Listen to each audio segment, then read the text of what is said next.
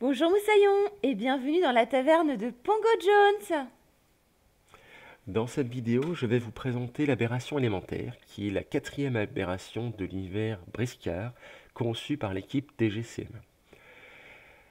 Par rapport aux trois premières aberrations, elle a quelques capacités et un mode de fonctionnement complètement différent, qui s'explique en partie par la nature de cette aberration et de la nature de la magie élémentaire.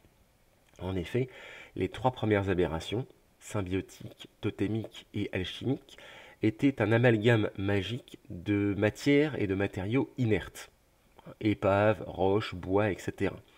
Dans le cas de la magie élémentaire, celle-ci en fait affectait des créatures vivantes, le verbobite, et la fait muter et grandir dans des proportions gargantuesques. On a donc affaire à une créature vivante qui peut donc être affectée, contrairement aux trois premières, par certains effets et états comme les saignements et l'empoisonnement. Donc on peut potentiellement penser pour l'affronter à jouer sur ces éléments-là, même si effectivement, après avoir été affectée par du saignement, elle se soigne sur un 3+, et elle finit par se soigner du poison pareil sur un 5+. A contrario, étant une créature de la mer et liée à la magie élémentaire, elle est complètement immunisée en fait au feu et à la gelure. Ça, c'est l'une des premières différences par rapport aux autres aberrations. Elle a d'autres capacités génériques qu'on va voir tout de suite. La première, c'est que le principe du verbobite, c'est qu'il creuse son trou et il se cache dedans, il ne se déplace plus. Il va juste sortir de son trou pour attaquer ses proies en tant que prédateur. Et donc ça, on le revoit très bien avec cette aberration, puisque cette aberration n'a aucun moyen de se déplacer. Hein, elle n'a pas de mouvement, mais en même temps, contrairement à l'aberration totémique, qui elle avait une capacité de téléportation, elle n'a pas ça. Donc une fois qu'elle est posée sur la table, elle ne bouge plus. Mais on va voir qu'elle a des capacités justement pour avoir des portées un peu plus importantes et quand même menacer une bonne partie de la table. Et donc là, je vais vous présenter déjà les capacités et les constitutions de cette aberration via donc son tapis. Hein, ça permet de bien visualiser la créature. C'est une créature filiforme constituée d'une gueule béante, d'une tête, d'un corps et de 4 morceaux portions de queue. La queue numéro 2 est une exception, la queue numéro 3 pardon, est une exception puisque la queue numéro 3 n'est jouable que au niveau 2 et 3 de l'aberration. Donc au niveau 1, elle a quand même gueule, tête, corps, queue 1, 2 et 4. Et comme vous le voyez sur ce tapis, la créature possède différents estomacs. Hein, deux estomacs dans la queue numéro 1, et en tout cas un estomac dans la queue numéro 1 avec deux zones, et la queue numéro 3 qui elle possède 3 zones dans son estomac, 2 zones standards et une zone un peu plus importante. La zone importante est la seule qui peut accueillir un colosse. Par contre, toutes les autres zones peuvent soit accueillir, comme on va le voir après, des créatures sur socle, des briscards pardon, sur socle de 40 mm, ou des créatures imposantes ou des montures.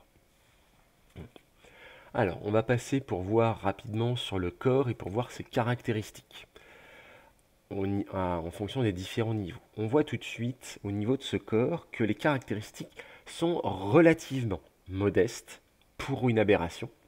Hein, l'équipe TGCM nous avait habitués à des stats presque plus violentes avec l'aberration totémique et alchimique, hein, alors que cette aberration est plus forte de base, hein, puisque pour l'affronter dès le niveau 1, il faut quand même 1200 points de briscard en face, et au niveau 3, il faut 2000 points.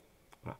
Néanmoins, au niveau 1, on a les stats suivantes, avec 7 de constitution, 5 de dextérité, 8 de force, 4 de mental et 5 d'agressivité. Et pour résumer et pour faire simple, à chaque niveau, l'aberration va gagner 1 point dans toutes ses caractéristiques, sauf dans le mental qui va rester à 4, pardon, et l'agressivité ne va monter que d'un point au niveau 3. Ça reste quand même une créature très agressive, mais on voit tout de suite que l'intelligence, le mental, c'est pas trop son truc, et donc que ce sera pas forcément un très bon lanceur de sorts. C'est logique, puisque c'est pas de la magie intrinsèque, hein, c'est juste une créature vivante, donc qui n'a pas forcément de grosses capacités magiques de base, qui va être mutée sous l'effet de la magie. Donc elle va pas gagner de grosses capacités magiques comme ça. Voilà. Et cette créature, en fait, comme on voit sur le tapis, c'est qu'elle a la capacité en fait de s'enfuir. C'est un ver bobit. Le ver, en fait, il a tendance à se cacher sous terre. Il y a la gueule béante qui sera tout le temps sortie. Donc qui sera tout le temps vulnérable et qui pourra être la cible d'attaque des briscards. Et chaque autre partie du corps pourra être soit enfuie sous terre, soit sortie de terre. Une zone du corps, par exemple le corps, la tête ou la queue, qui reste enfuie sous terre, ne peut pas, peut être activée, mais ne peut pas réaliser d'attaque. Hein. Par contre, elle ne peut pas non plus subir d'attaque ou de dégâts, même de dégâts de zone. Par exemple, s'il y a un canon qui tire dessus ou s'il y a un briscard qui a des attaques de zone, ça va affecter toutes les parties de l'aberration élémentaire qui sont sorties de terre. Donc si par exemple il y a un canon qui tire, il n'y a que la gueule béante qui est de sortie, seule la gueule béante va être affectée. Tout le reste est invulnérable finalement. Voilà. Et ça va être l'une des capacités particulières de cette aberration, c'est de jouer sur le nombre de parties de membres de l'aberration qui va sortir de terre pour pouvoir s'activer, taper, mais qui va donc se rendre vulnérable. Voilà. Ça, c'est sa première capacité. Il y a néanmoins un garde-fou, c'est que même si la gueule béante est la seule qui doit forcément sortir de terre, si à un moment ou un autre, la gueule béante par exemple est détruite et que le reste du corps est sous terre, l'aberration doit absolument activer à la prochaine activation, faire une activation pour sortir un morceau encore en vie de terre, notamment au minimum le corps, hein, s'il n'y a plus la tête et la gueule, pour que les briscards puissent quand même taper sur quelque chose. Sinon, on considère que la créature est détruite et que la partie est finie avec victoire des briscards. C'est pour éviter que la créature reste enfuie et puis finalement qu'il ne se passe rien. Voilà. Donc, quoi qu'il arrive, le joueur aberration devra, en fonction de ce qui est encore en vie ou pas, laisser au moins un membre de cette aberration en vie sorti de terre. Avec au minimum forcément le corps, puisque si le corps est détruit, il n'y a plus d'aberration et l'aberration est considérée toujours comme détruite. C'est toujours le corps qu'il faut détruire. Cette aberration étant longiligne, ce corps n'est protégé donc que par deux parties, la tête et la queue numéro 1. Ce qui entraîne une première faiblesse, hein, contrairement à l'aberration symbiotique ou alchimique. Il y a assez peu de parties pouvant protéger le corps, et donc le corps n'ayant lui-même que la capacité de parer, n'aura au maximum qu'un bonus de 2, avec la tête et la queue, qui pourront l'aider.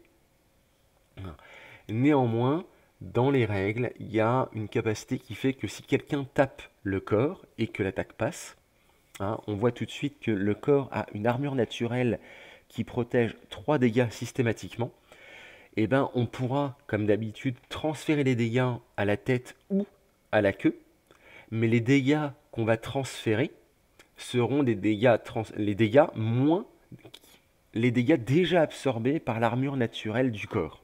Donc par exemple, pour faire simple, imaginons que je fais une attaque qui fait 10 dégâts, et ben le corps absorbe déjà 3 dégâts, donc ça fait qu'il ne reste plus que 7, et soit je décide d'infliger les 7 dégâts au corps, soit de transférer les 7 dégâts restants soit à la tête, soit à la queue. Donc ça compense un peu avec l'armure naturelle qui va diminuer. Donc on peut se dire je vais taper le corps, hein, mais il va y avoir une double absorption entre l'armure naturelle du corps et, comme on va le voir, l'armure naturelle de la tête ou de la queue. Ce qui fait que finalement, tant que la tête et la queue sont en vie, le corps a tendance à encaisser beaucoup de dégâts. Mais on va voir, c'est une créature qui est extrêmement résiliente avec ses nombreuses capacités.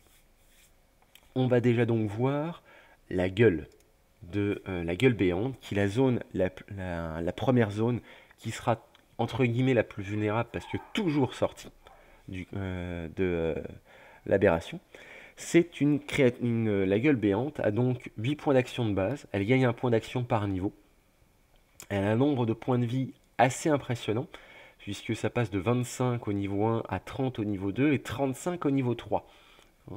Et elle possède surtout une armure naturelle qui réduit de 5 systématiquement les dégâts.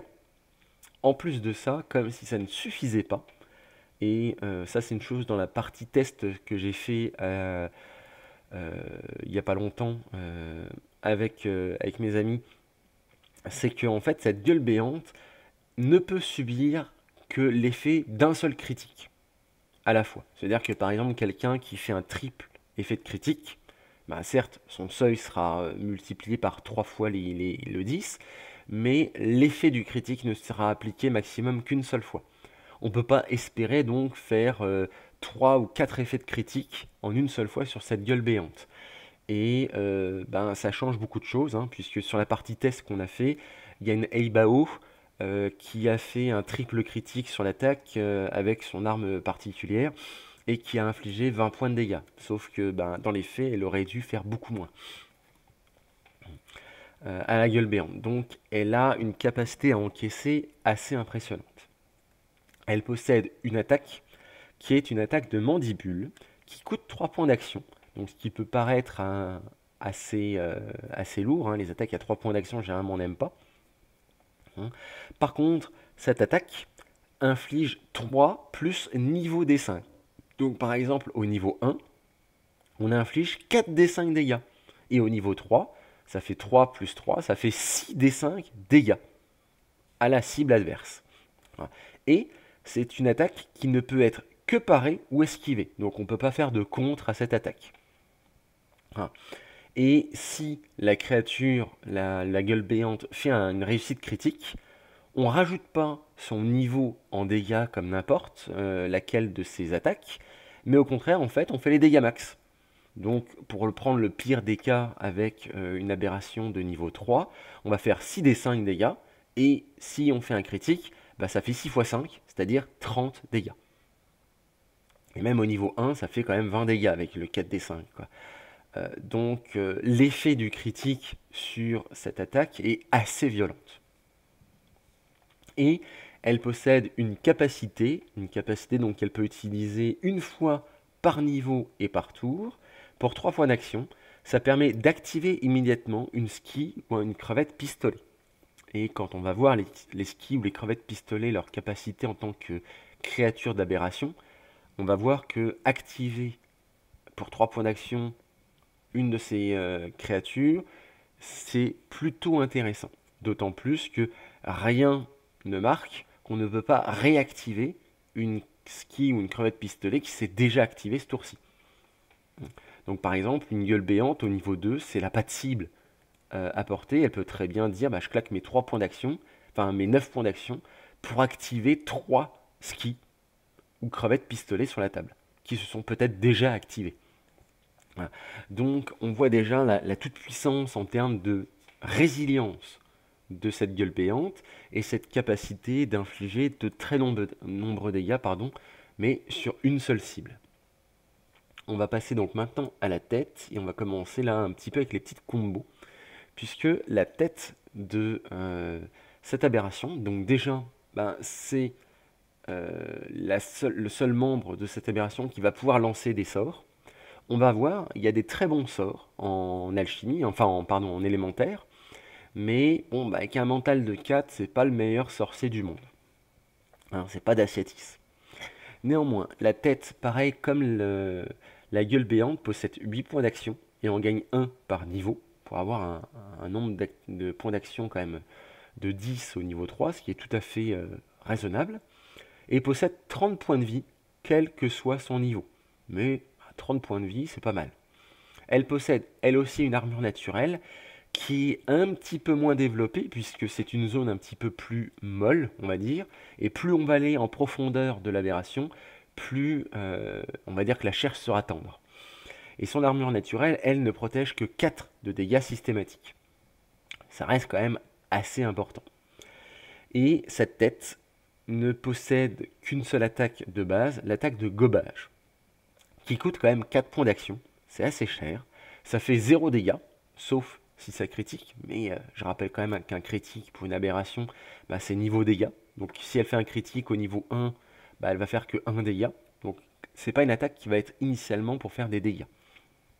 Et la portée de cette attaque, elle est de 2 plus le nombre de parties exhumées. Et donc là on voit toute l'importance, et ça va être le cas de la plupart des attaques de l'aberration, puisque ça j'ai oublié de le dire, mais l'aberration élémentaire possède une portée de base de 2 brasses, mais chaque partie qui est sortie de terre, donc qui est exhumée, en plus de la gueule béante, va augmenter la portée de cette aberration de 1 brasse. Donc quand il y a la tête qui est sortie, ben, c'est 2 plus, plus 1. Donc là, ça va être la portée de 3 brasses. Quand il y a en plus le corps, bah, ça va faire 4 brasses. Quand il y a la queue numéro 1, ça va faire 5 brasses, etc.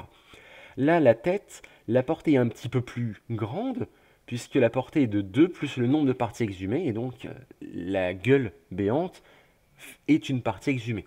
Donc finalement, par rapport à la partie standard, la taille pour gober, avec le gobage, est d'une brasse de plus. Par exemple, s'il y a juste la tête et donc la gueule béante qui sont sorties, c'est 2 plus 2, ça fait 4.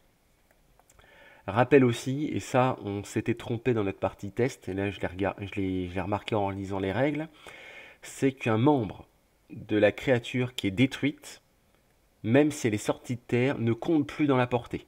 Donc par exemple, si on a la gueule béante et la tête et le corps qui sont sortis, mais que par exemple la gueule béante est détruite, elle est considérée comme tuée, et ben la portée par exemple de la tête, elle compte pas dans les nombres de parties exhumées. Donc là la tête, s'il n'y a que la tête et le corps qui sont sortis en plus de la gueule béante, en théorie on devrait avoir une portée de 2 plus 3, mais si la gueule béante est détruite, ben, ça fait que 2 plus 2. Donc détruire, tuer des morceaux de l'aberration permet de réduire un peu la portée et la longe de cette créature. Mais finalement, le gobage, qu'est-ce que ça fait? Parce que ça coûte cher en points d'action, ça fait pas de dégâts. Hein. Mais si cette attaque en fait n'est pas défendue, la cible est littéralement gobée. Elle est retirée de la table. Et ça c'est important parce que comme elle est retirée de la table, on ne peut plus rien lui faire. C'est-à-dire qu'on ne peut plus lui lancer de sorts, on ne peut pas aller l'aider, elle ne peut pas être affectée par des sorts ou des capacités qui affectent toute la table, etc. Et on ne la voit plus. Donc par exemple un sorcier allié ne pourra pas lui lancer de sorts pour la soigner, ni rien du tout. Et elle finit dans un des estomacs, hein, les fameux estomacs de l'aberration. Donc au niveau 1, ben, comme il n'y a que la queue 1 et pas la queue 3 de dispo, il n'y a que 2 petits estomacs. Et par contre, au niveau 2 ou 3, ben, il y a quand même 5 places d'estomac disponibles. Et c'est une attaque, donc potentiellement l'aberration peut la faire autant de fois qu'elle veut, tant qu'elle a les points d'action. Et on va voir que gober des briscards adverses, c'est très important. Déjà, ça a un impact puisque ça retire un briscard de la table qui va avoir de grosses difficultés à en ressortir. Et donc, ça permet un peu d'enlever le surnombre adverse. Et dans les estomacs, on va voir après donc, que ces fameux briscards seront digérés. Et cette digestion, on en reparlera quand on sera au niveau des queues 1 et 3. C'est l'une des capacités les plus puissantes de cette aberration, qui marche uniquement quand la tête gobe des gens. Donc la tête, littéralement, est vitale pour l'aberration. Et enfin, elle a une capacité qui fait que pour 2 points d'action, la tête peut être exhumée si elle est enfuie. Donc si on n'a que la gueule de sortie, ben, on peut utiliser 2 points d'action pour que la tête s'extirpe et pour ensuite aller gober un petit peu. Mais ça marche uniquement si la tête n'est pas déjà exhumée. Alors, le corps, on l'a vu, et donc maintenant, on va tout de suite voir justement la queue numéro 1 et sa fameuse capacité de digestion. Alors, la queue 1, elle a 6 points d'action de base, et elle en gagne 1 comme quasiment toutes les autres parties du corps, enfin de l'aberration, à chaque niveau. Et elle a 20 points de vie, donc elle a quand même beaucoup moins de points de vie. Et son armure naturelle, bah forcément, elle est encore plus faible, puisque la gueule c'était 5, la tête 4, le corps 3, et la queue numéro 1, elle a une armure qui protège plus que de 2. On voit tout de suite la logique. Elle possède 2 estomacs et une capacité de poids urticant.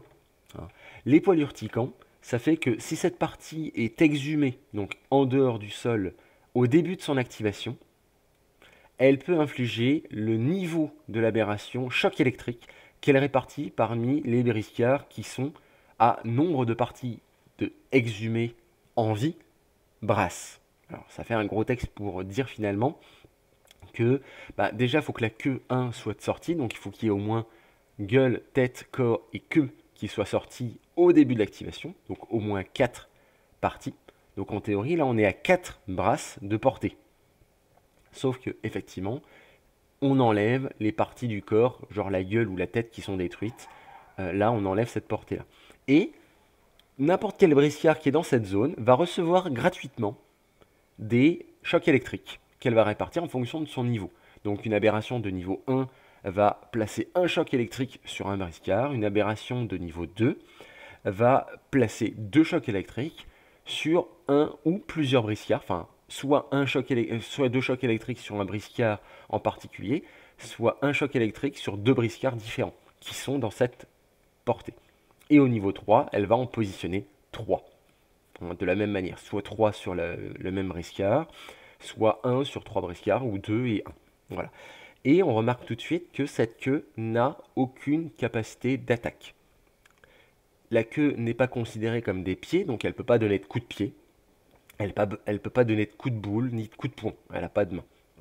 D'ailleurs, la tête, je ne l'ai pas dit, peut donner des coups de pied. Et les coups de pied sont les coups de boule, pardon.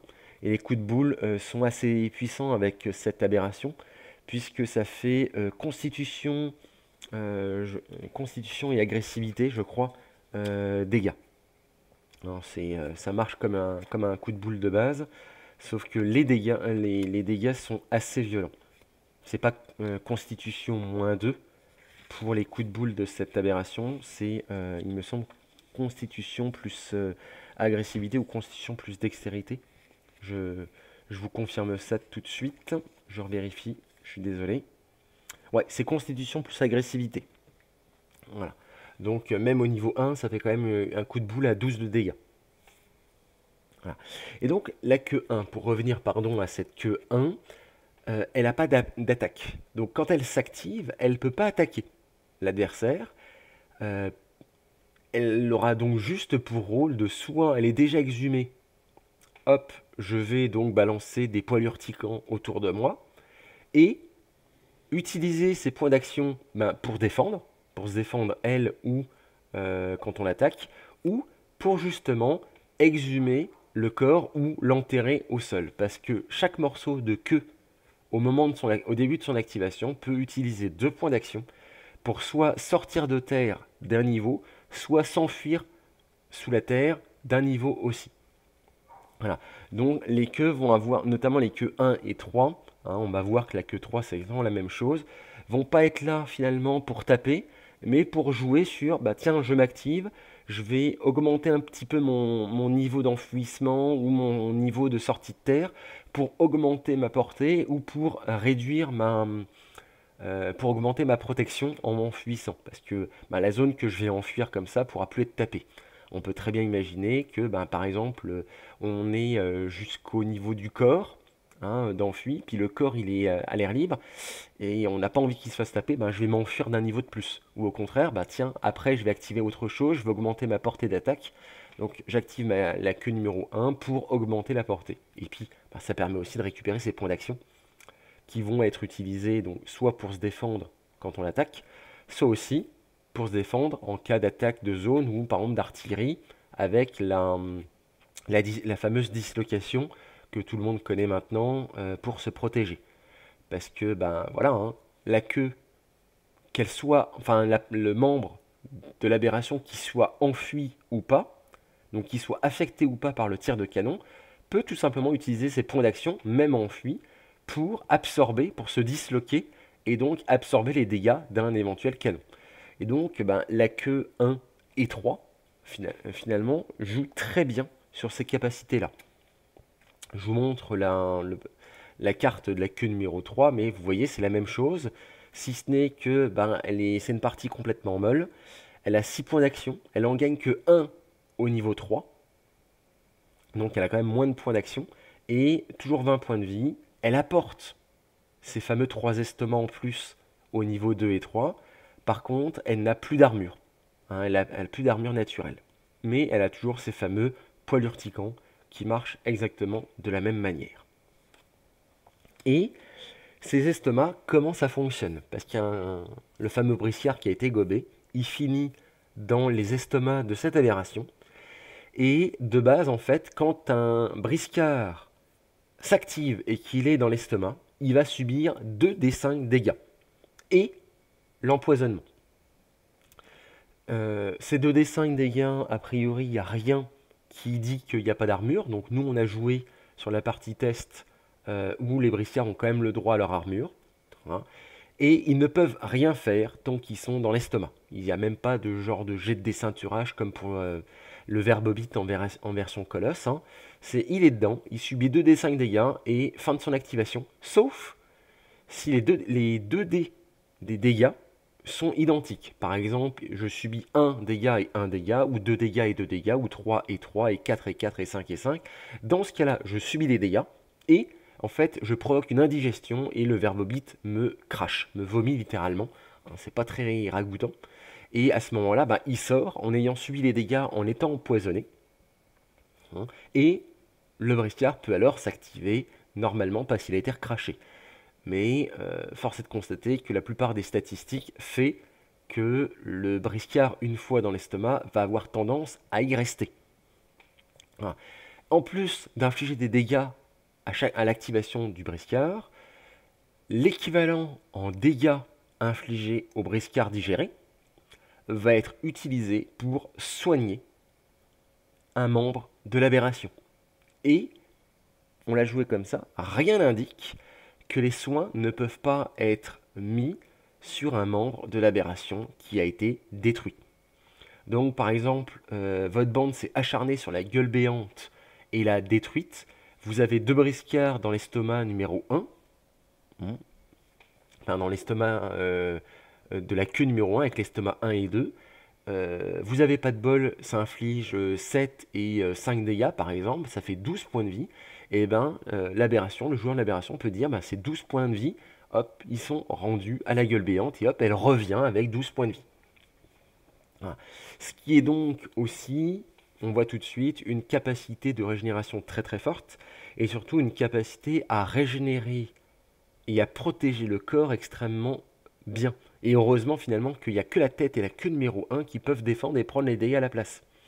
Parce qu'à chaque fois qu'il y a des digestions, on peut soigner la tête ou la queue numéro 1 qui vont donc reprendre potentiellement les dégâts à la place du corps. Et ainsi de suite. Donc on voit tout de suite que sur la durée, ça peut être très compliqué une fois que tous les estomacs ont été remplis par des briscards, que ça risque de se soigner assez rapidement. Et en plus, on va voir avec les capacités que cette aberration a moyen de digérer en plus en dehors des activations des briscards. On va passer maintenant à la queue numéro 2. Cette queue-là est un peu particulière, elle n'a pas d'estomac, mais elle va pouvoir taper. Donc elle a 6 points d'action niveau 1 qui passent à 7 et à 8 en fonction du niveau 2 et 3.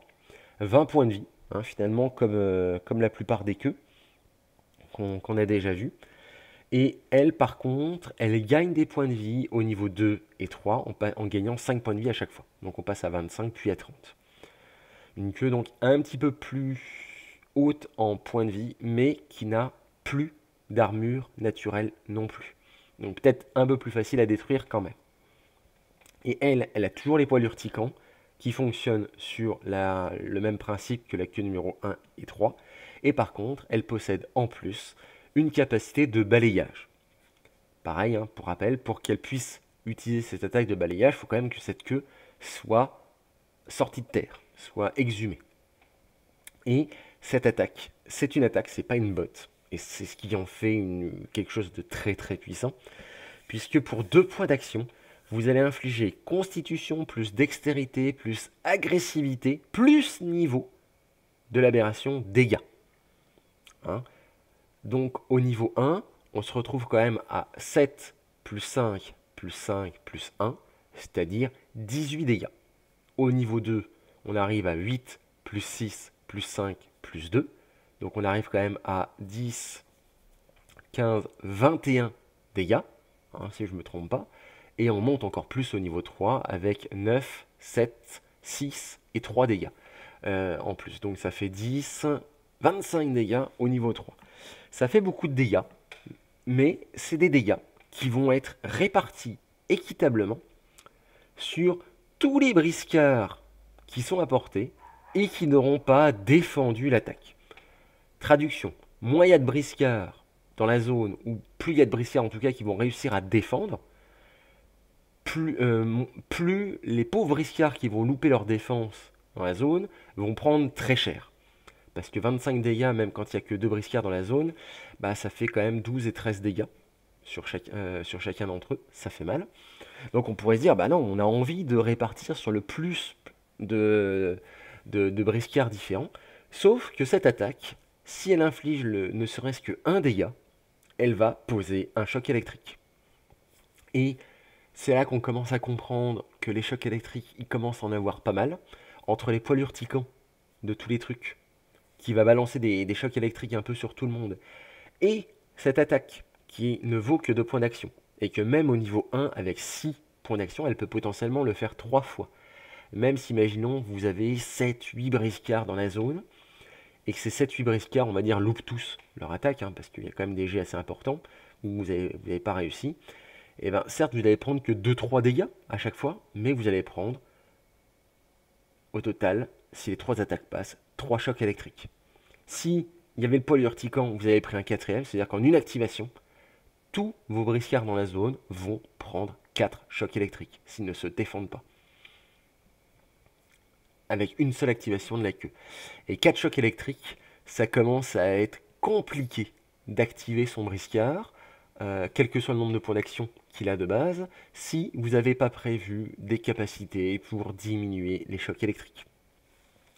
Et donc cette queue numéro 2, en tant qu'aberration, il y a tout intérêt à la sortir la plus vite possible pour avoir une portée très très grande, parce que si tous vos membres sont en vie à ce moment-là, ben, comme ça a une portée, la portée standard, c'est-à-dire 2 brasses plus tête, corps, queue 1, queue 2, ça fait 4, donc ça a une portée de 6 brasses. Et ben, techniquement, sur une table de 60 par 60, 6 brasses, vous avez, à part les coins, les angles, les coins, il me semble, vous avez tout apporté. Après, il y a peut-être des hauteurs dans les hautes, mais si la table est plate, à part les 4 petits angles, toute la table est affectée.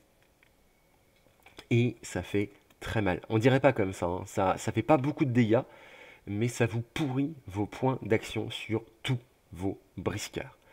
Et après, c'est très compliqué de gérer. Donc rien que pour cette capacité-là, il faut arriver à gérer. Et on va voir qu'il y a des solutions. Mais il faut pas laisser cette queue balancer ces fameuses 3 attaques impunément. Et enfin, il y a le dernier membre de l'aberration, la queue numéro 4. Cette queue-là est un peu particulière puisque c'est une queue qui ne peut pas sortir de terre. Donc, elle est tout le temps enfuie. Donc, typiquement, dans les faits, on ne peut jamais la taper. Hein, vu qu'elle est enfuie, elle ne peut pas être attaquée. À moins que j'ai loupé quelque chose. Bon, elle a quand même des points de vie. Néanmoins, elle a 6 points d'action au niveau 1. Elle passe à 7 et 8 au niveau 2 et 3. 15 points de vie de base, un peu moins que les autres. Et elle gagne 2 points au niveau 2 et 2 points de vie au niveau 3 en plus, donc pour monter jusqu'à 19. Ce qui n'est pas énorme, surtout qu'elle n'a pas d'armure. Elle a encore la capacité poil urticant, qui fait que si c'est la seule partie enfuie au début de son activation, eh ben, elle va balancer ses poils urticants et répartir un nombre de chocs électriques comme les autres. Mais il faut absolument que tout le reste du corps soit exhumé. Et elle a une attaque d'écrasement qui coûte 4 points d'action.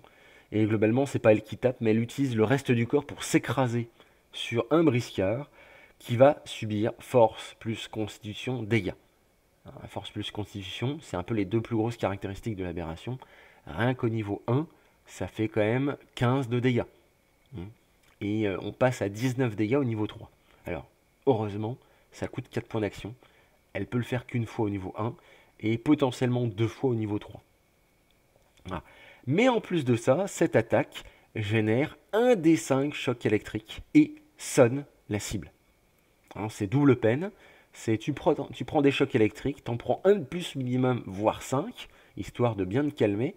Et en plus de ça, t'es sonné. C'est-à-dire que non seulement t'as quasiment plus de points d'action, et le peu que potentiellement il te reste, ça va te servir à pas faire grand-chose, puisqu'en plus tout te coûte un point d'action en plus, parce que t'es sonné. Et la portée, c'est le nombre de parties exhumées vivantes.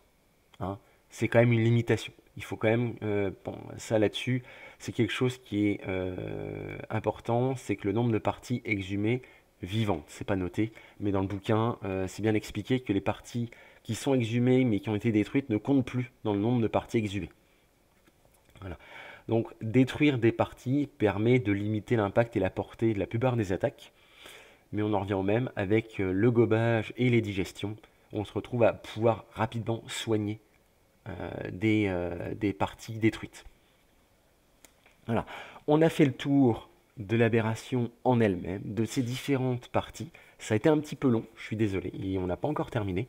Voilà. On voit tout de suite que c'est une aberration qui a des capacités à se soigner assez importantes, qui a pas mal de parties de membres de son corps qui sont très résistantes, notamment la gueule béante, la tête et la queue numéro 1, le corps aussi un petit peu, et qui a l'air de beaucoup jouer sur les chocs électriques. Le choc électrique, ça va être sa plus grande force.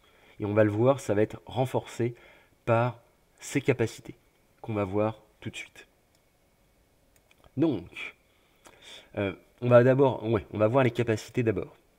Les capacités qu'on voit là-dessus, alors je suis désolé, on les voit pas très bien, j'ai pas réussi à voir mieux sur le site. C'est une carte que TGCM, je leur ai envoyé un message, en fait c'est une carte qu'ils ont créée, mais qui n'a pas été imprimée. A priori, il y a eu un souci avec l'imprimeur, c'est pour ça qu'on l'a pas dans notre pack. D'ailleurs, c'est un peu dommage, parce que ça aide bien.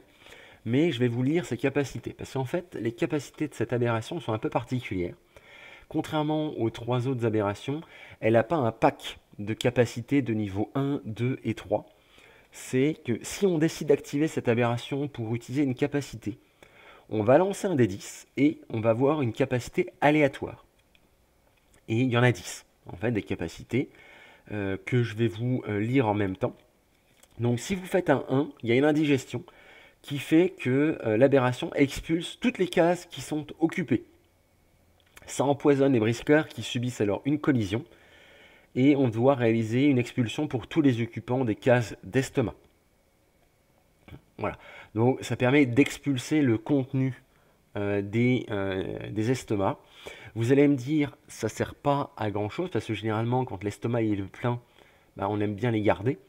Alors c'est vrai, ça peut avoir un intérêt néanmoins en début de partie, puisque ça j'ai oublié de vous le dire, l'aberration commence avec des skis et des crevettes pistolets, qu'on va voir juste après, qui sont en fait au départ cachés dans ces différents estomacs.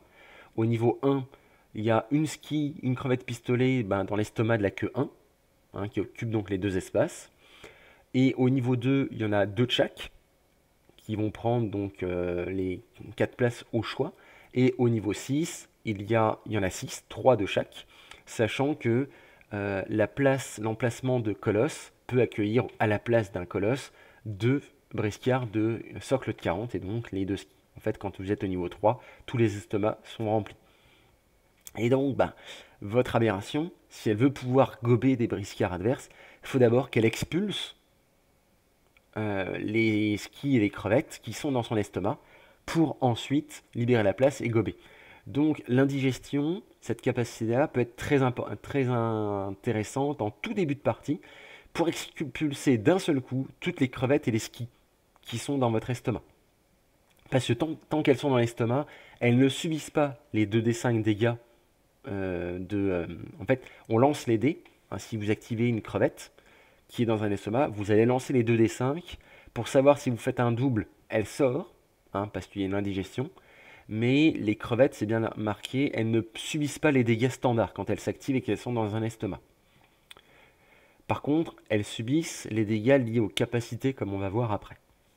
Mais ça peut avoir un intérêt en tout début de partie pour expulser les crevettes, et comme ça, elles sont toutes dehors, et comme ça, quand vous les activez, vous allez pouvoir les jouer pour aller taper sur les briscards adverses. La capacité, en faisant un 2, ça permet d'exhumer ou d'enfuir l'aberration d'un niveau. Voilà. Donc ça peut être intéressant effectivement de monter ou de descendre. C'est par exemple au départ, comme vous commencez avec que la gueule béante de sortie, vous pouvez très bien dire, j'ai pas envie d'activer tout de suite la tête. Parce que si j'utilise la tête, je vais sortir pour 2 points d'action. Puis je pourrais pas gober, parce que j'ai encore mes crevettes qui sont dans l'estomac. Avec la capacité là, je vais pouvoir sortir un petit peu la tête de l'eau, la tête du sable, si je puis dire, sans avoir besoin d'activer un membre. Voilà. Donc ça peut être intéressant, ou au contraire, d'enfuir une partie qui est sur le point d'être détruite pour la protéger un petit peu. Voilà. C'est une capacité comme la première qui est assez situationnelle, on va dire, mais qui peut avoir son intérêt. Après, on commence à des trucs un peu plus violents, avec la compétence, la capacité, quand vous faites un 3, c'est onde électrique. Ce qui fait que tous les briscards qui sont à nombre de parties exhumées vivantes brassent de l'aberration subissent automatiquement 2 chocs électriques. Donc ça, si vous avez que la gueule de sortie, vous avez toujours vos 2 brasses plus, enfin non, c'est une brasse forcément puisqu'il n'y a que la gueule de sortie. Et plus il y a de membres qui sont de sortie, plus vous allez affecter toute la table. Et potentiellement, si vous avez tout, 2 vivants, gueule, tête, corps, queue, 1, 2 et 3, vous êtes tous les briscards à 6 brasses qui sont affectés. Et qui prennent tous 2 chocs électriques. Je rappelle, avec les polyurticants, les attaques qui font 1 des 5 chocs électriques, ou l'attaque qui pour 2 PA fait un choc électrique sur tous ceux qui n'ont pas défendu dans la zone, on commence à avoir une accumulation de chocs électriques assez monumentale. Et la portée minimum, s'il n'y a que la gueule béante qui est exhumée, la portée minimum est de 2 brasses. Voilà. Donc là, ça, c'est fort. Et ça peut être complètement fumé si l'aberration est complètement de sortie. Si vous faites un résultat de 4, vous avez le blurp qui permet d'expulser 1 des 5 cases occupées. Et ces cases-là sont déterminées aléatoirement. Voilà. Donc ça permet de vomir des briscards et ou des crevettes, quel que soit le contenu. Cette capacité, par contre, va affecter aussi donc les crevettes, comme je dis. En faisant un 5, vous activez les digestions d'un des 5 cases d'estomac. Donc, ces cases-là, par contre, elles sont choisies. Et elles affectent aussi les skis et les crevettes qui sont dans des estomacs. Donc, si vous activez ça et qu'il n'y a que des crevettes dans l'estomac, vous digérez vos propres crevettes et skis. Par contre, si c'est un sort, si c'est un briscard, une crevette ou un ski, ça subit les fameux 2d5 dégâts et l'effet poison, et ça soigne.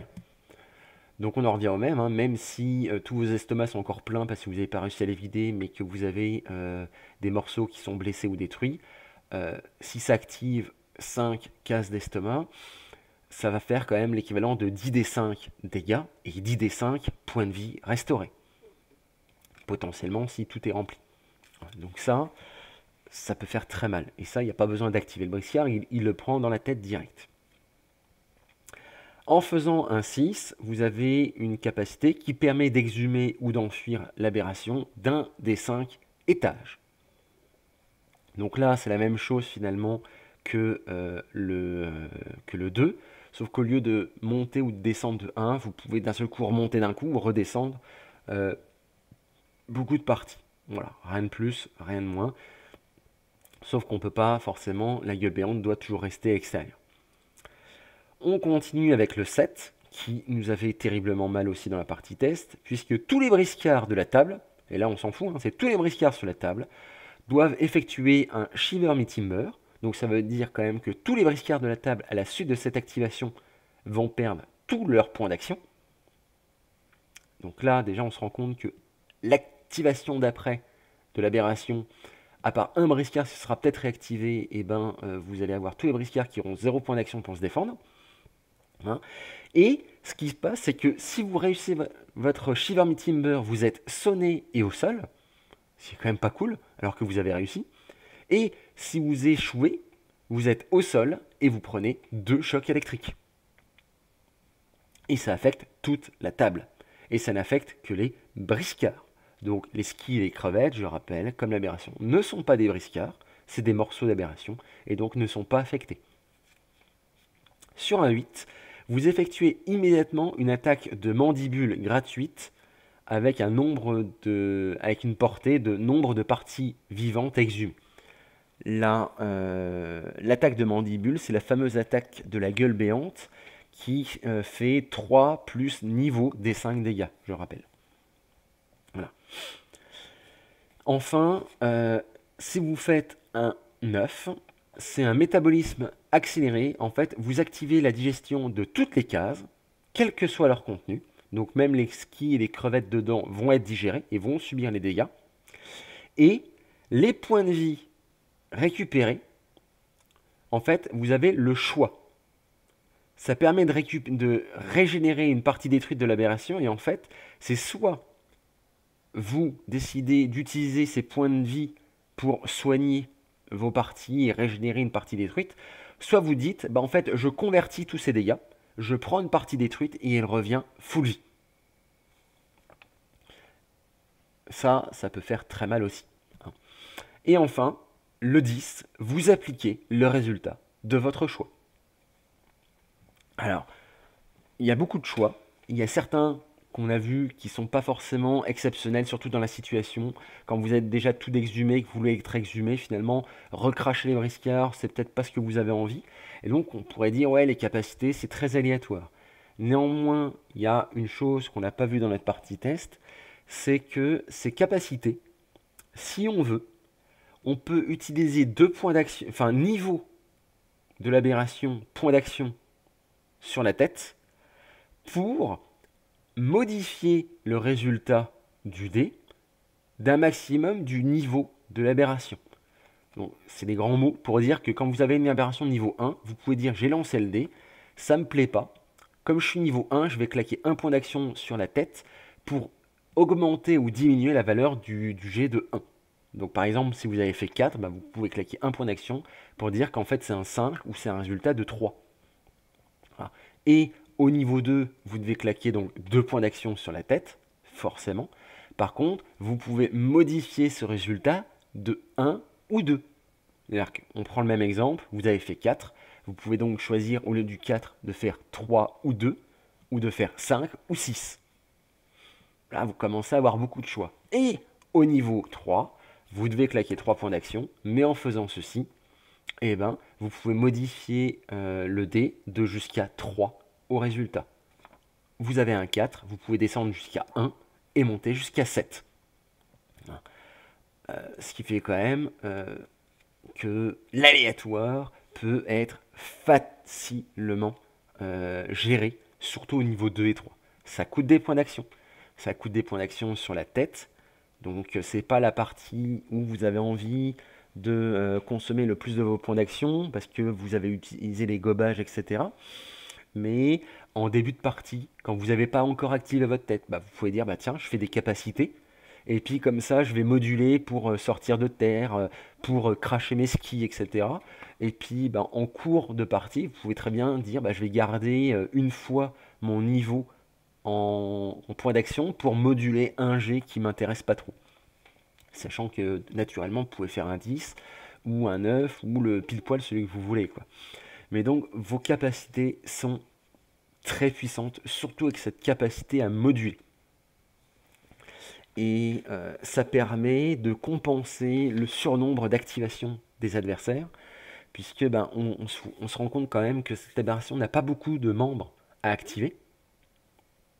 Et ben, quand il y a 1200, 1600 ou 2000 points en face, il y a beaucoup d'activations en face. Et ben, vos capacités, elles sont tout le temps là. et vous pouvez tout le temps les utiliser. Alors des fois vous aurez vraiment pas de bol, si vous ferez la mauvaise chose qui sert à rien, et qu'en plus vous avez plus de points d'action sur la tête pour moduler, ou même en modulant, c'est pas un truc terrible. Bon, bah voilà, mais vous perdez une activation comme si vous aviez loupé votre jet d'activation.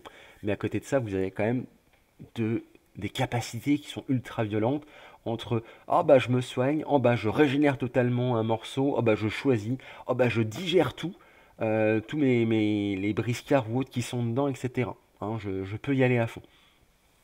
D'ailleurs, en parlant de la digestion, j'ai oublié de parler d'une dernière chose, c'est qu'un briscard qui est dans un estomac et qui est digéré, et que l'activation d'une digestion, que ce soit par une capacité ou au moment de l'activation du briscard, les dégâts le tuent. Bah, non seulement ça va soigner un membre de l'aberration, mais en plus ça transforme le briscard tué en ski ou crevette pistolet, que l'aberration pourra donc de nouveau recracher. Voilà. Et on va tout de suite passer à ces fameuses skis et crevettes pour voir que c'est pas une petite anomalie qu'on va invoquer qui va être là pour vous gêner. Non, c'est une partie intégrante de l'aberration qui fait très très mal. Donc voici les profils des skis et des crevettes pistolets en version aberration. Donc c'est pas du tout les mêmes profils pour les sorts d'invocation que potentiellement cette aberration peut faire, mais c'est une version beaucoup plus violente. Donc on commence par la ski. Donc c'est une crevette qui va être orientée corps à corps, avec des, il faut pas se cacher, avec des caractéristiques quasiment de figurine imposante ou de colosse. Hein. Une constitution de sainte, une dextérité de 3, une force de 6, un mental de 3 et un mouvement de 3. 8 points d'action et 20 points de vie. Cette ski, comme la crevette dont elle est issue dans la réalité, a des yeux multispectres qui fait qu'elle possède une ligne de vue sur tout ce qui est vivant. Ça veut dire qu'en face, vous voulez jouer pour vous protéger des personnages avec potions d'éther et tout. La ski là, elle en a rien à faire. Vous êtes éthéré, je vous tape quand même. Vous êtes caché, je vous vois quand même. Vous êtes Jarod avec la capacité de devenir éthéré, je t'explose la tête quand même. Hein. Comme si ça ne suffisait pas, cette ski, comme elle a les yeux multispectres et qu'elle voit tout, elle est en garde permanente. C'est-à-dire pas à la fin de son activation, elle se met en garde. C'est-à-dire qu'à chacune des attaques qu'elle va subir, elle va être en garde. Donc elle se défend tout le temps, avec au minimum Constitution 5 et 2 dés. Et au début de chacune de ces activations, elle se soigne d'un des 5 points de vie. Pareil, ça c'est basé sur la créature dont elle est issue, puisqu'elle a une capacité moléculaire, je crois, hein, si j'ai regardé, à s'auto-réparer sa pince, parce qu'en fait elle tape avec sa pince et elle tape tellement fort qu'elle se pète la pince à chaque fois qu'elle tape. Sauf que elle a une capacité à se régénérer finalement. En plus de ça, elle a une armure naturelle qui protège de 2 systématiquement tous les dégâts. Et son mouvement ne peut pas être réduit. C'est-à-dire que vous ne pouvez pas utiliser de sort pour diminuer son mouvement, ou elle n'est pas affectée donc par le sol. Hein. Il y a de la neige par terre, il y a du sable, elle est dans de l'eau, dans du terrain meuble, etc. En théorie, il y a -1 de mouvement. Elle s'en fout. Elle a toujours minimum 3 de mouvement. C'est bien marqué que son mouvement ne peut pas être réduit, mais il peut être amélioré potentiellement, avec des sorts. Bon, pas un gros intérêt, parce qu'on, comme on l'a dit, c'est pas une aberration qui est très orientée magie, mais voilà. Donc elle a que un mouvement de 3, mais qui peut pas être réduit. Et elle a, en plus de ça, c'est une créature aquatique et mucus. Donc créature aquatique, logique, et mucus. Donc pour résumer, je me défends toujours à 2 dés, avec une constitution de 5, et je fais des esquives à 1 point d'action. Donc quand je fais une esquive, je me défends à 8, plus 2d10 de base. Bref, un véritable tank. Et comme si ça suffisait pas, son attaque de marteau, c'est une attaque donc force x2 avec une force de 6, ça fait 12 de seuil, qui fait 10 dégâts, et qui repousse l'adversaire d'un des 5 brasses. Cette attaque ne peut pas être contrée.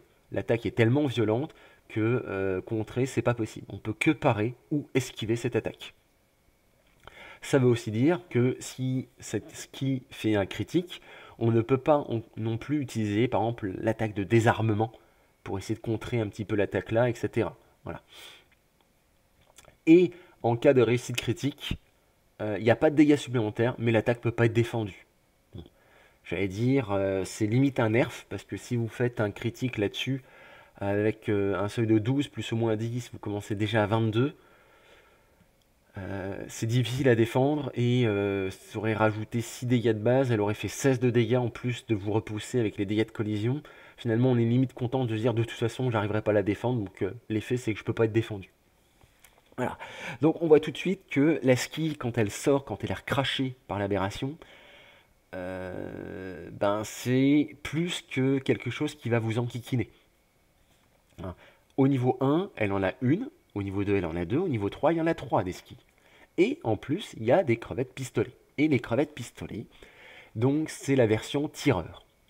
Donc elle coûte 4, elle a 4 en constitution, 6 en dextérité, 3 en force, 4 en mental, et un mouvement uniquement de 2. Elle n'a que 6 points d'action et 20 points de vie. Elle est un peu moins solide puisque son armure naturelle ne protège que de 1 les dégâts systématiques et son mouvement, pareil, ne peut pas être réduit. Elle a un mouvement que de 2, donc elle est un peu plus lente quand même.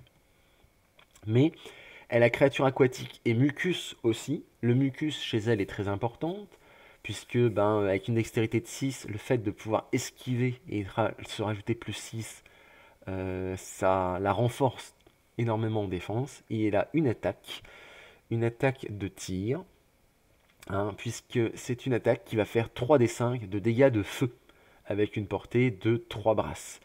C'est une attaque en plus qui ignore l'armure et peut être utilisée au corps à corps. Voilà. Alors, ça peut paraître bizarre quand on dit, ouais, machin, c'est une crevette, c'est dans l'eau, elle fait 3d5 dégâts de feu. Pourquoi elle fait des dégâts de feu? Eh bien, tout simplement parce que la crevette pistolet, c'est une créature qui existe vraiment. Et c'est une créature, en fait, qui tape tellement fort, tellement vite, sa pince, qu'elle projette une onde d'eau bouillante dans la nature. Et donc en fait, c'est ce que la crevette pistolet elle fait. Alors à l'air libre, on va dire que c'est une attaque qui va balancer, qui va projeter de l'air qui était projeté tellement vite qu'il devient brûlant. Et donc, c'est des dégâts qui vous brûlent. Donc c'est comme ça que c'est expliqué. Et dans la nature, c'est vraiment ça. Hein. C'est un truc, ça monte à plusieurs centaines de degrés, je crois, hein, son attaque. Et elle crame littéralement sa proie en claquant des pinces. Hein. Et là, on parle pas d'aberration, on parle de la véritable créature hein, dont elle est inspirée. Donc c'est un truc assez violent et c'est bien rendu sur la table avec ses stats. Hein. Donc vous imaginez bien que même au niveau 1, quand vous avez d'un seul coup une crevette pistolet et une ski qui ressort avec des stats comme ça, il faut les gérer. Et ça se gère pas si facilement que ça en vue des points de vue, des actions, du mucus et de leur armure naturelle, quoi. Notamment, je parle de la ski. Elles ont un coût en points, 100 points pour la ski, 65 points pour la crevette pistolet, parce que le joueur de l'aberration peut décider que finalement il n'en a pas assez dans ses estomacs, et il peut commencer la partie en l'achetant et en posant sur la table en plus. Alors, pourquoi pas? Bon, ça augmente, mais ça veut dire aussi qu'il y a plus de briscards en face. Je serais pas... Je suis... C'est pas forcément une option très intéressante. D'autant plus que au niveau 2, vous en avez déjà 4, au niveau 3, vous en avez déjà 6. Et qu'en plus de ça, au cours de la partie, je rappelle que tous les briscards qui sont digérés dans l'estomac et tués dans l'estomac se transforment en ski ou crevettes pistolet. C'est-à-dire que au fur et à mesure que vous allez tuer des briscards comme ça en les digérant, vous allez générer des crevettes en plus. Et donc ça va vous donner l'envie un peu de recracher ce que vous avez dans votre estomac pour recracher les nouvelles skis ou crevettes que vous avez générées. Hein. Moi, ça me fait un peu penser à Alien. Hein. C'est pouf, je te parasite et puis je te transforme peu à peu en bestiole bizarre. Enfin, c'est assez dégueulasse, quoi. C'est l'une des principales forces de l'aberration, puisque c'est quand vous allez louper vos activations, vous allez jouer ces créatures-là, Et ces créatures-là, c'est des vraies activations en elles-mêmes, quoi. Donc c'est important, quand vous jouez l'aberration, de rapidement les sortir des estomacs, les premières, pour pouvoir les jouer, les activer. Voilà. On a fait un peu le tour. Par principe, je vais vous parler des différents sorts. Alors, les sorts élémentaires, il y en a plein, hein, vous les connaissez tous, je ne vais pas tous les refaire de base. Elle a accès gratuitement aux sorts de base, notamment au fameux sort de dégâts, hein, qui a son intérêt, hein, puisque son sort de... C'est un petit sort qui fait des dégâts de feu, qui peut être intéressant pour générer des dégâts si au départ vous êtes hors de portée des briscards adverses, hein. Ça peut être quelque chose que vous pouvez envisager, c'est gratuit, donc pourquoi pas. Après, dans les autres sorts, je sais pas si ça vaut vraiment le coup d'investir dans des sorts, parce que les sorts ça coûte cher, et avec un mental de 4, ça peut être compliqué à sortir. Néanmoins, j'en ai pas parlé, il y a le deuxième sort primordial de l'élémentalisme, qui est le sort d'air mineur.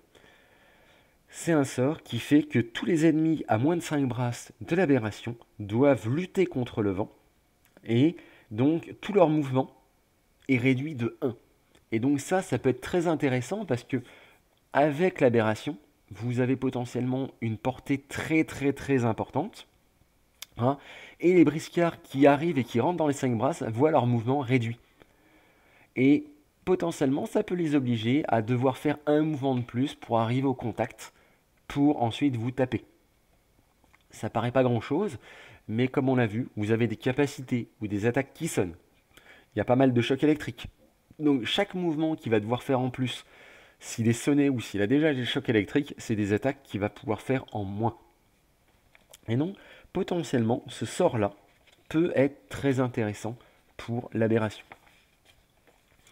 Les autres sorts de base, je ne vais pas trop vous en reparler parce que vous pouvez regarder dans le livre. Ils peuvent être relativement intéressants, mais il faut des sorts forcément qui sont faciles à lancer. Parce que la tête, son principal intérêt, ça va être de gober. Et consommer des points d'action pour faire autre chose que du gobage, ça peut être, en tout cas en début de partie, assez impactant et invalidant. Néanmoins, je vais vous parler des sorts un peu particuliers que vous allez pouvoir jouer, qui sont des sorts qui sont liés à des briscards. Ils ne sont pas tous là. Il y en a un ou deux dont je n'ai pas parlé parce qu'ils n'ont pas d'intérêt. Par exemple, il y a un sort Maok élémentaire qui fait que vous pouvez lancer 2 fois une botte. Sauf que l'aberration n'a aucune botte. Donc le sort coûte pas cher, le sort est facile à lancer, mais n'a absolument aucun intérêt. Donc c'est pour ça que je ne l'ai pas présenté là. Dans les 4 sorts qui peuvent avoir l'intérêt, même s'ils ont un certain coût, il y a les 4 sorts là. Le fameux Kami facétieux des Maok. C'est réservé aux moines guerriers, mais l'aberration y a accès, donc elle s'en fout. C'est un sort qui coûte pas trop cher, par contre, qui peut être difficile à lancer. Je rappelle, un mental de 4, vous commencez à 8, difficulté 16, il faut réussir à faire 8. Donc c'est pas le sort que je prendrai en premier, mais il a l'intérêt d'infliger un petit peu des dégâts avec une portée de 5 brasses, ou de geler l'adversaire avec 2 dégâts et gelure dans les 5 brasses. C'est des options que je trouve pas terribles parce que, sauf si vous êtes complètement enfui sous terre, vous avez des capacités à faire plus de dégâts et d'arriver à porter. Non, celui qui peut être intéressant, c'est le Kami de l'air qui repousse les briscards qui sont à moins de 2 brasses, à l'opposé du lanceur, d'un des 5 brasses et qui leur inflige des dégâts de collision. Ce qui permet de repousser tous les briscards qui sont au corps à corps avec vous, de générer potentiellement des effets de collision de partout, parce que je rappelle que vous avez potentiellement 1002, 1006 ou 2000 points de briscard autour de vous. Et donc tous les mecs qui sont corps à corps dans les 2 brasses, ils vont être repoussés et ça risque de faire un peu bowling. Surtout si la table, il y a un peu de décor. Et en même temps, ces briscards-là, si c'est des briscards de corps à corps, ils vont être obligés de faire des mouvements pour revenir au corps à corps. Et s'ils sont sonnés, s'ils ont des chocs électriques, etc., ça va les perturber et les gêner dans leur capacité à venir vous taper. Donc c'est principalement dans cette option-là qui peut être intéressant, mais il coûte très cher. et il est difficile à lancer pour cette aberration. L'autre que je vois, c'est les deux autres plutôt, c'est les deux sorts de Torquemada. Parce que là, on fait un truc, on fait pas dans la dentelle. C'est un coup de 3 points d'action pour purification. C'est un ennemi à 6 bras ou moins, donc 6 bras c'est quand même assez important, donc ça peut être intéressant. Et cette cible, elle prend directement un des 10 plus 2 dégâts de feu. C'est le feu qui peut être intéressant là-dedans. Et tous les briscards à moins de 2 bras de la victime devront faire un jet de morale. Enchaîner du jet de morale comme ça peut être sympa. Et l'échec critique, ça vous gêne pas, puisque l'allié le plus proche, c'est l'allié le plus proche qui est purifié. Au pire, c'est une ski ou une crevette si elle est déjà sortie, et si on n'a pas, vous affectez personne. Bon, pareil, difficulté très dure à lancer, 3 points d'action, ça fait un peu cher. Non, moi, celui que j'aime bien plutôt, c'est l'autre de Torquemada, c'est le jugement dernier. Pour 2 raisons. La portée de 6 brasses, donc c'est bien. La difficulté est plus simple, avec une difficulté de 15. On commence à 8, donc il faut juste faire 7, entre guillemets. Et c'est ce sort, vous ciblez un briscard dans les 6 brasses, enfin n'importe qui dans les 6 brasses, et il va prendre un des 10 plus 5 dégâts. Et ça, c'est fun, ça fait du dégât à une grosse portée. Mais le plus intéressant, c'est qu'en fait, avec ce sort-là, si vous faites un échec critique, tous les briscards sur la table, sauf Torquemada, bon, si l'adversaire joue Torquemada, il n'est pas affecté, hein, mais tous les briscards sur la table, je rappelle que vos skis et vos crevettes pistolets ne sont pas des briscards, donc finalement, toute la bande adverse va subir un des 5 dégâts. Donc c'est limite un sort, vous le lancez, vous espérez faire un échec critique. Parce qu'en faisant un échec critique, vous avez 2000 points de briscard qui vont prendre un des 5 dégâts. Tous. Tous, tous, tous. Sauf, bien sûr, ceux qui ont déjà été gobés, puisqu'ils ne sont pas sur la table. Mais celui-là, il y a le côté rigolo. C'est que je réussis à lancer le sort parce que j'ai fait 7 ou plus. Tu y a un bonhomme qui va prendre un des 10 plus 5. Et si j'échoue, c'est dommage. Si je réussis, enfin, si je fais un échec critique, limite, j'ai le gros smile parce que j'ai affecté toute la bande adverse. Et la bande adverse, c'est une énorme bande avec plein de briscards. Nous, on a joué. J'ai joué la bande des pingouins. Il y avait quand même, avec un colosse, il y avait 7 figurines sur la table. Et il y avait 6 Maoks. Ou 5 Maoks. Enfin, on était 12 ou 13 sur la table. Donc là, on avait 13 bonhommes qui prenaient un des 5 dégâts. Alors, c'est pas énorme. Mais 1 des 5 fois 10, 13, 15 figurines, ça commence à faire potentiellement beaucoup de dégâts de zone. Donc c'est plus pour le côté qui coulole que j'aime bien ce côté-là. Et le dernier que je peux vous parler, c'est le défibrillateur. Alors le défibrillateur, par principe, il coûte cher, il est super dur à lancer avec une difficulté de 19. Donc avec 8 de mental, enfin avec 8 en seuil de base, il faut faire un critique. Hein. Donc bon, voilà. Mais l'intérêt, c'est que ça fait 1 des 10 plus 1 dégât avec choc électrique dans la portée de 6 brasses. J'en parle par principe, mais c'est vrai qu'il est très compliqué à lancer. Donc comme on voit là-dedans, le seul qui peut être un peu sympa, c'est celui de Torquemada, que vous pouvez prendre comme ça. Parce que l'échec critique, limite, est sympa. Mais c'est pas une aberration qui est là pour faire de la magie. Vous pouvez potentiellement aussi prendre l'invocation élémentaire, mais l'invocation élémentaire, vous n'allez pas invoquer des crevettes, pistolets ou des skis, mais les anomalies, donc des trucs un peu moins puissants. Et ça va être très compliqué à lancer aussi. Avec la tête, j'aurais tendance à dire que vous avez beaucoup mieux à faire. On a fait le tour de cette aberration. Qu'est-ce qu'on peut dire de tout ça ? Et bien cette aberration, sur le papier, elle fait peur. Dans les faits, elle fait encore plus peur. Parce que c'est une aberration qui va pouvoir se protéger en s'enfuissant les parties qu'elle veut. Elle va pouvoir jouer énormément sur les chocs électriques. Elle a une capacité à bombarder littéralement la table de chocs électriques. Entre sa queue numéro 2, entre les activations de queue 1, queue 2, queue 3, queue 4 qui vont balancer des chocs électriques, surtout au niveau 2 et 3, mais même au niveau 1, c'est déjà terrible.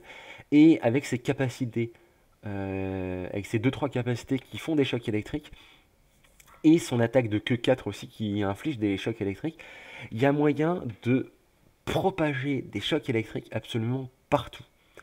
Ce qui fait que le premier tour en tant qu'aberration, ça va être compliqué. Vous allez devoir serrer les fesses, puisque il faut prendre le temps de sortir son jeu en utilisant les capacités pour évacuer vos crevettes et vos skis. Moi, c'est ce que je conseille. C'est limite au départ, vous activez pas trop vos membres et vous gardez vos points d'action dedans. Pourquoi? Vous allez utiliser quelquefois la capacité en espérant cracher rapidement vos crevettes et vos skis, qu'elles soient 2, 4 ou 6, pour mettre de la place pour libérer la place des estomacs et utiliser les capacités pour sortir au moins un ou deux morceaux, au moins la tête. Et une fois que la tête est sortie, vous allez pouvoir après vous dire, bah tiens, je vais utiliser une queue pour sortir encore un petit peu le corps. Et après, avec la tête, je vais commencer à gober. Et là, je vais pouvoir commencer à m'activer parce que je vais avoir une portée importante, parce que je vais avoir 2-3 morceaux de mon corps qui est sorti, donc portée importante, mais aussi 2-3 morceaux qui vont pouvoir s'activer à plein potentiel. Et tout ça, il y a un petit temps de délai, parce que chaque morceau, que ce soit la tête, les capacités, les queues, ne peuvent se sortir de terre, s'exhumer que d'un morceau par morceau. Et donc il y a un moment où certes la gueule et la tête sont très résistantes, mais vont prendre tout sur eux sans pouvoir faire grand chose. Et donc il va falloir au début mettre en place le jeu de l'aberration. Il y a un temps de latence où l'aberration est fragile, entre guillemets, puisque les morceaux qui sont sortis ont quand même une armure de 5 et de 4, voire de 3 pour le corps. Mais une fois ce moment de latence sorti, une fois que vous avez sorti vos crevettes, une fois que vous avez commencé à gober 2-3 briscards adverses, vous allez pouvoir vous déployer et balancer une régénération de malade entre vos capacités et la digestion, et déployer des chocs électriques de partout qui font que, quel que soit le nombre des briscards adverses, ça va être submergé par les chocs électriques. Et clairement, la bande adverse ne pourra plus rien faire. Parce que au bout de une ou deux activations complètes de l'aberration, à la fin du tour 2, nous, dans notre partie, on se retrouvait avec 8 à 10 chocs électriques sur tous les briscards. Et là, c'est vraiment une course contre la montre. Au départ, d'arriver à activer, à se protéger assez et à tenir le temps que la régénération se mette en place, que la protection se mette en place et que vous puissiez balancer tous vos chocs électriques sur l'adversaire. Il va falloir temporiser. Une fois que vous avez temporisé et que vous avez l'allonge pour taper, honnêtement, la bande adverse, elle va avoir beaucoup de mal. Pour la bande de briscards, il va falloir justement utiliser cette latence pour détruire rapidement les morceaux qui vont être dangereux. Et clairement, le morceau qui est le plus dangereux au départ, c'est la tête. Puisque la tête, si vous détruisez la tête avant qu'elle ne puisse gober, elle va pas pouvoir gober. Et donc, s'il n'y a rien qui est gobé, il n'y a aucun briscard qui va être digéré. Donc ça, c'est la première chose à faire. Deuxième chose à penser, c'est qu'une fois que vos briscards sont gobés, si vous avez possibilité de taper sur la queue numéro 1, voire sur la queue numéro 3 au niveau 2 et 3, c'est de ne pas hésiter. Parce qu'en fait, si une queue contenant des estomacs est tuée, même si elle se régénère après, si elle est détruite, elle relâche, il y a une indigestion en fait, elle relâche son contenu. Ça par contre on l'a pas fait dans notre partie test, mais je l'ai revu. Donc votre priorité, ça va être de détruire après coup les queues numéro 1, voire les queues numéro 3, pour libérer vos briscards avant qu'ils soient digérés. Et limiter l'impact de la digestion et de la régénération de l'aberration. Le problème dans tout ça, c'est que la queue numéro 1 et la queue numéro 3, l'adversaire pourra très bien les garder en fuite et donc potentiellement devenir invulnérable. Sauf potentiellement, alors la queue 1 elle est invulnérable, mais si vous tapez sur le corps et qu'il n'y a déjà plus de tête, il va bien devoir mettre des dégâts sur la queue 1 pour sauver l'aberration. Donc au bout d'un moment, la queue 1 finit par être détruite. Par contre, la queue 3, l'adversaire peut très bien décider de gober votre colosse et un colosse et deux et deux imposants ou deux briscards de base ou deux montures et les mettre dans la queue numéro 3 et de laisser délibérément la queue numéro 3 enfuie. Ça va diminuer sa portée, ça va diminuer ses capacités de choc, etc. avec la queue 3 et 4, mais ça va rendre ces trois briscards, colosse ou pas, dans la queue 3, inaccessibles. Hein. Et ça, c'est notre capacité à réfléchir en tant que joueur aberration. Est-ce que je laisse en fuite des zones pour justement empêcher leur destruction et favoriser la digestion, ou est-ce que je les sors pour balancer tout plein de chocs électriques et activer les dégâts de la queue 3 et 4. Voilà. Vous, en tant que joueur briscard, votre objectif, 1, c'est de détruire le plus rapidement la tête, beaucoup plus que la gueule, parce que la gueule, honnêtement, elle est vraiment quasiment increvable entre son armure de 5 et le fait que les critiques ne sont subis qu'une seule fois. À moins de balancer vraiment des bonhommes qui tapent très très fort avec une grosse force.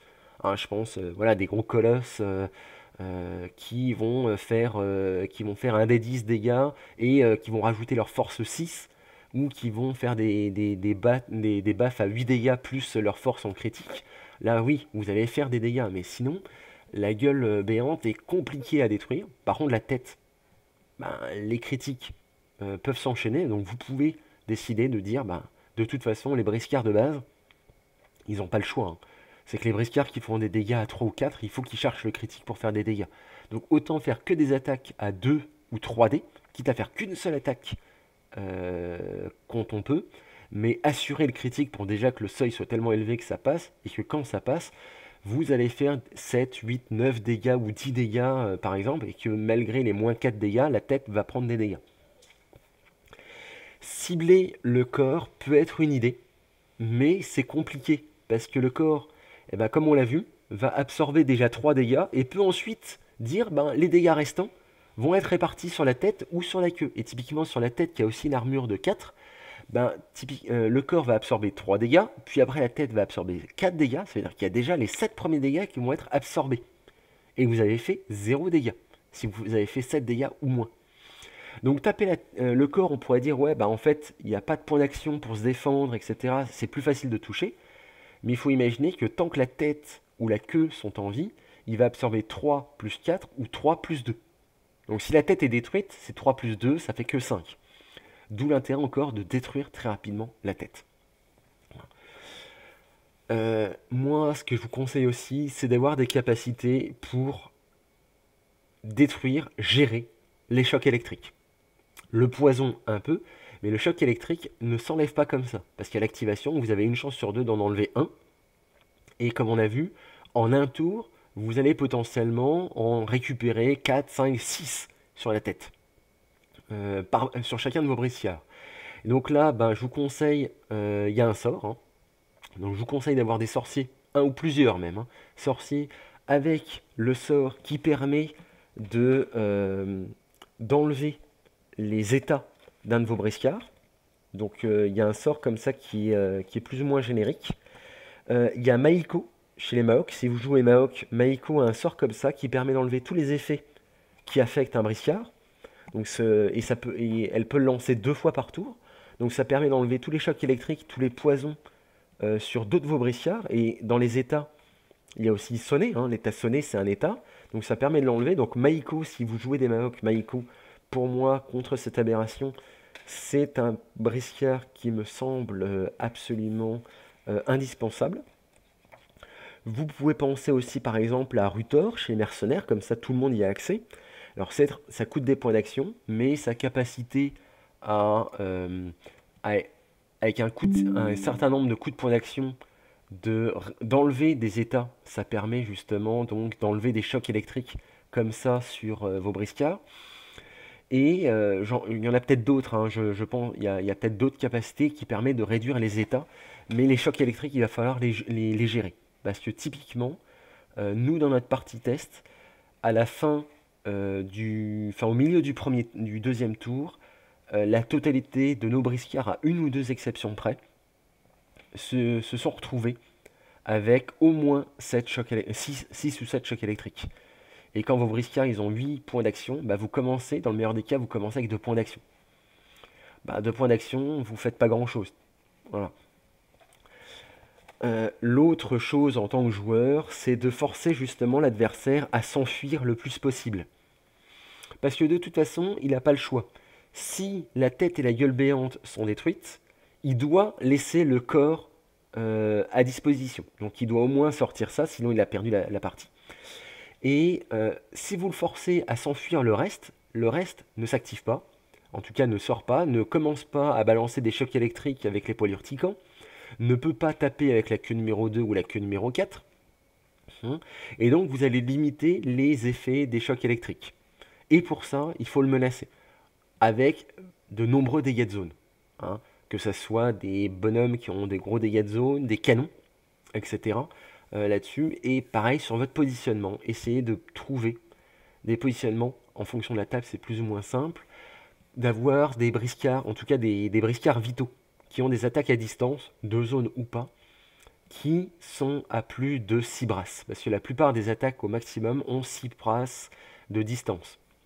Enfin, et si vous avez des briscards qui sont en dehors de ces 6 brasses, vous allez pouvoir éviter les chocs électriques, vous allez pouvoir éviter la plupart des dégâts de zone, la plupart des chocs électriques et la plupart des attaques. Et donc, ces briscards-là vont pouvoir se protéger de ces effets-là. Typiquement, vos artilleurs. Parce que je rappelle, un artilleur, un canon, ça a une portée infinie. Généralement, la portée longue est difficile à obtenir. Mais au pire, vous faites qu'un seul tir avec 2 dés pour assurer le truc que ça dévie pas. Mais on rappelle toujours, une aberration ne peut pas se cacher. Elle n'est jamais considérée comme à couvert. Donc elle est toujours visible tant que vous voyez un morceau de l'aberration.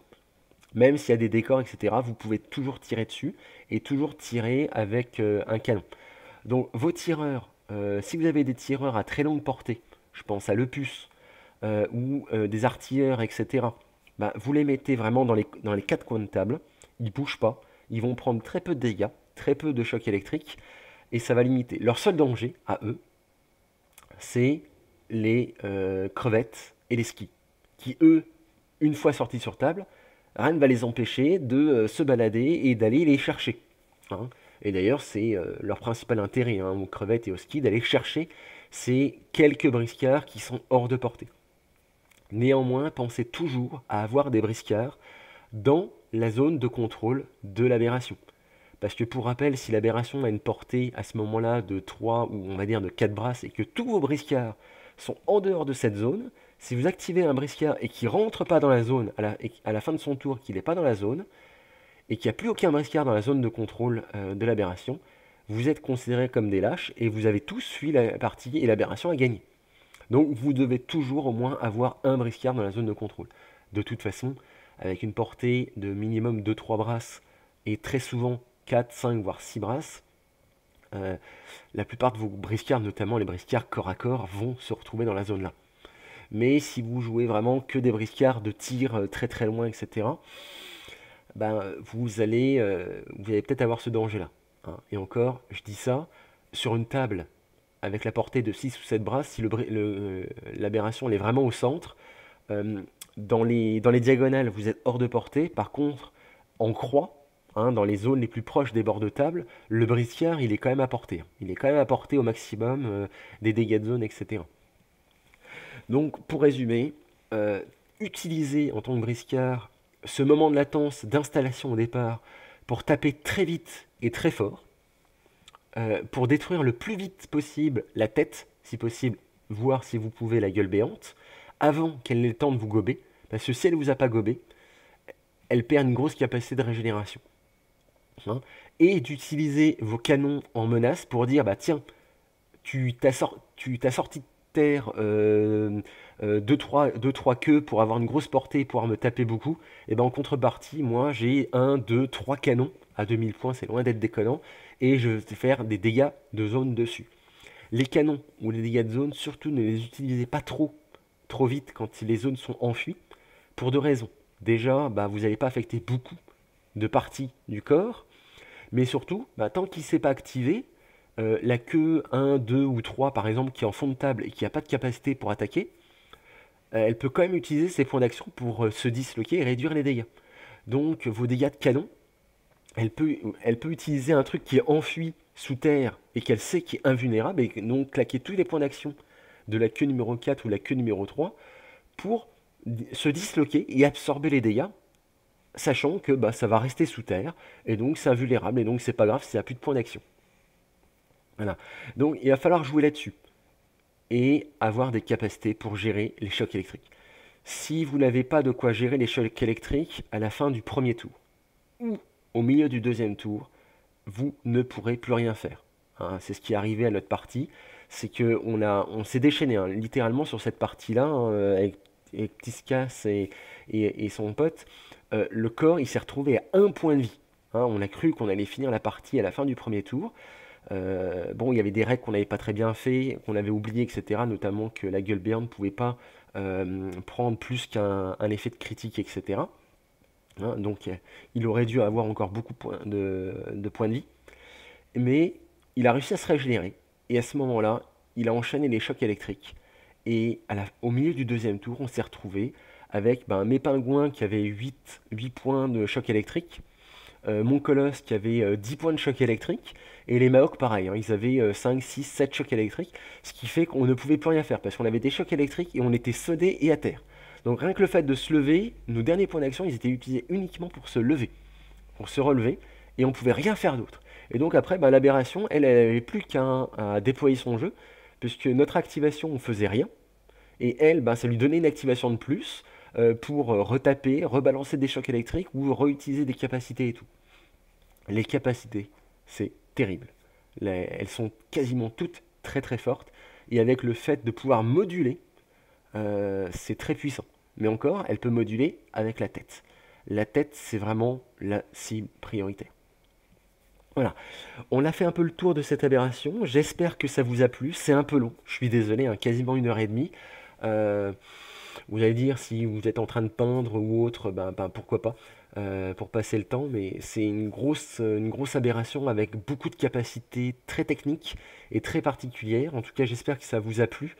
Moi, j'ai hâte de refaire des parties test maintenant qu'on a bien revu les règles et qu'on sait un peu comment la jouer. Parce que là, clairement, la prochaine composition qu'on va faire, on aura de quoi gérer les chocs électriques. On ne sera pas à voir 2 fois. On va voir néanmoins si, malgré le fait qu'on soit un peu mieux préparé, on y arrivera plus facilement ou pas. Voilà. Après ce pourparler et en attendant la prochaine tournée, nous vous souhaitons bon vent sur les mers d'Entropia.